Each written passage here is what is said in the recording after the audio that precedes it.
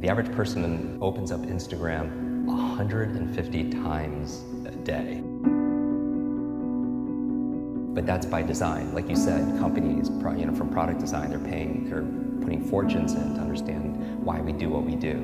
And variable reward, dopamine, pops, all that stuff. Exactly. And so if you're picking up the phone the first thing in the morning, the challenge is a number of reasons. This is a challenge. First of all, there are these 4 primary brainwave states. Beta is what you and I are in right now, we're awake. Delta is when you're fast asleep. In between those 2 states, theta and alpha, are extremely important brainwave states for learning. So theta is the state right in and out of sleep. Theta is the state that we call creativity. When you are your most creative, usually it's coming because you're in this theta state. And you know this, when you're in and out of sleep, or you're close to you're so deep, your mind goes and you come up with ideas. You know what puts you in a theta state? Are showers. Really? You ever notice when you're in the shower, you come up with some of your best ideas? Yeah, your brain kind of drifts. It does, because you're in that brainwave state. So a big part of my work is taking the invisible and making it visible. When I do these demonstrations, I always tell people that I do it because I want you to see that there's a method behind the magic. And when somebody does something that's extraordinary in athletics, in education, in technology, with the human body, there's always a trail, because genius leaves clues. Above theta, though, is the state called alpha, right below beta, where you're most aware and awake. Alpha is a state of learning, accelerated learning. It's a state of relaxed awareness. This is the state we go into when we meditate, because your critical mind is set aside and you just absorb information unconsciously. You know what puts you into an alpha state? Television. You ever notice that if somebody's watching the game or somebody's watching their favorite TV show and you're trying to have a conversation with them and they literally are in trance, they don't hear you because of the television programming, which might be an interesting word, programming and putting people into a trance. But that's the alpha state. That's where information is just going inside your mind. So we train people how to learn languages faster, learn facts better by putting them into an alpha state, a relaxed state of awareness. And we can do that by design. And people don't realize this. And this is the whole thing. I really think this should have been taught back in school, because school was a great place to learn what to learn. Math, history, science, Spanish, important subjects on what to learn. But how many classes were on how to learn? Does that even exist these days? No, that's what I'm saying. How many classes were on how to think critically, how to make good decisions, how to solve problems, how to focus and concentrate, how to read faster, how to remember more, right? They teach you 3 R's in school: reading, writing, arithmetic. But what about remembering? What about recall? What about retention? Right? Socrates says there is no learning without remembering, and that's really the basis of it all. But I would say that knowing you're in this alpha theta state first thing in the morning, you're very suggestible, right? And if the first thing you're picking up is your phone, then that really is rewiring our brain for 2 things: the dangers. That's going to really decrease your level of productivity and performance. Number 1 is training you to be distracted. And we talked about that. Every like, share, comment, everything is just making you just pay attention to everything else, and rewiring your brain. So when you're having a conversation with somebody, you can't even focus because you've trained your brain to do otherwise. And that's why mindfulness is so important, whether it's meditation or something else, because it's not that I don't meditate every single day just to be at peace and be in a Zen state. I do it because it's a mental exercise. It improves my cognitive capabilities, meaning that when my mind goes somewhere else, that's the opportunity. Because when I pull it back with my breath or visualization, I built that muscle.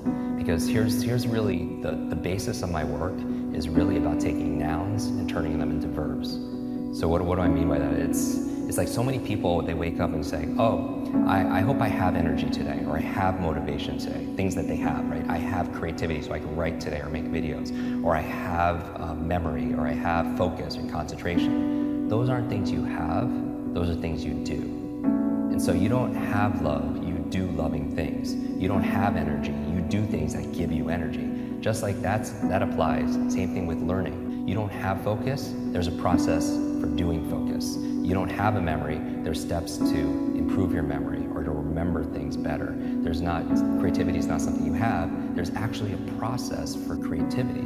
So you should never suffer from writer's block or anything else like that, because that's where if you're if you don't understand how you work, when I was talking about self-awareness and understanding ourselves, I think if somebody wants to improve their esteem, their self-esteem overnight, just study your brain. Like you'll get a boost of confidence and pride like instantly, because it is the most incredible, I don't even know what to call it, a device, a supercomputer, what, in the whole universe. It's not just about going out to Mars and all these other places. I want to go in here, because this controls what? Everything, our careers, our income, our health, our relationships. Like everyone knows what to do, but do they do what they know? Because common sense is not common practice. And it's a myth that knowledge is power. Knowledge it has the potential to be power. It only becomes power when we use it, when we apply it. Like people think they should get points for buying books and sitting on the shelf, and it just sits there. And it becomes like shelf help, not self-help, right? Self-help, yeah. Or somebody will go and learn something, they'll listen to a podcast like this, or a show, or they'll go to a conference, they'll pay all this money, but they don't do anything with what they learn. And part of it also is because they forget it. Everyone knows there's a learning curve, but there's also a forgetting curve. Did you know, like the forgetting curve says that if you learn something once, within 48 hours, 80% of it is gone. 80%. So you listen to a show, you watch something on YouTube, you go to a conference, you read a book, within 2 days, the majority of it is gone, because nobody trains us how to have, that's why memory is so important. And so the first thing, don't touch your phone, because it's training you to be distracted. The second thing is training you, rewiring your brain to be reactive. Reactive, meaning that you're in this relaxed state of awareness when you first wake up. You pick up your phone, you get one text with bad news, or one voicemail, or one email, and this all happened to us. You're in a bad mood for the rest of your day, because you're so impressionable. You're in that hypnotic state, and it affects you. And you can never have a quality life, with that, and be the best version of ourselves, be an elite mental performer or high performer when you're responding and reacting to everybody else. My friend Brendan Burchard says, an inbox is nothing but a convenient organizational system for other people's agenda for your life. And how can you have vision for your life? Like for me, the night before, like I did a whole episode on my morning routine, like 10 things I do every morning to jumpstart my brain. And I also have an evening 1 hour routine to get into sleep, to maximize my sleep. Because sleep is so very important to be able to do.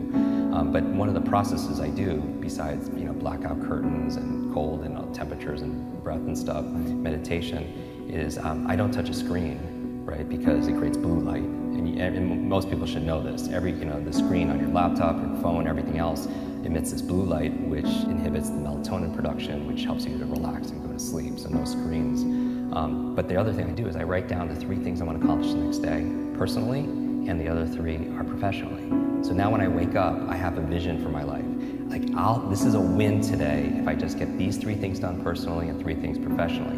And when it comes to my phone, I don't touch my phone until I get at least 1 thing done. And that's my test.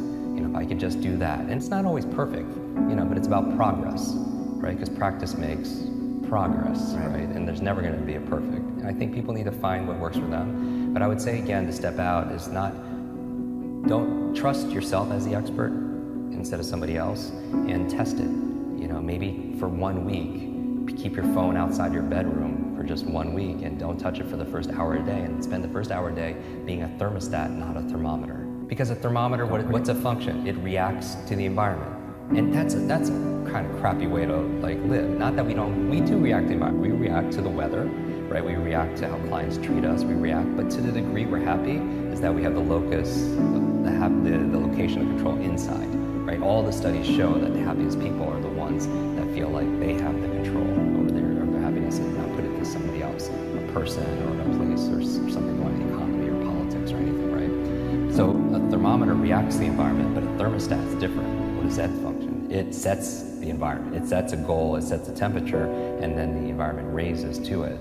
And so I feel like anyone who's attracted to your work or to mine, they're thermostats, because they have a growth mindset. Because if they thought things were fixed, they wouldn't watch something like this. Because what's the point? It's just all predestined and it's set, and we can't grow.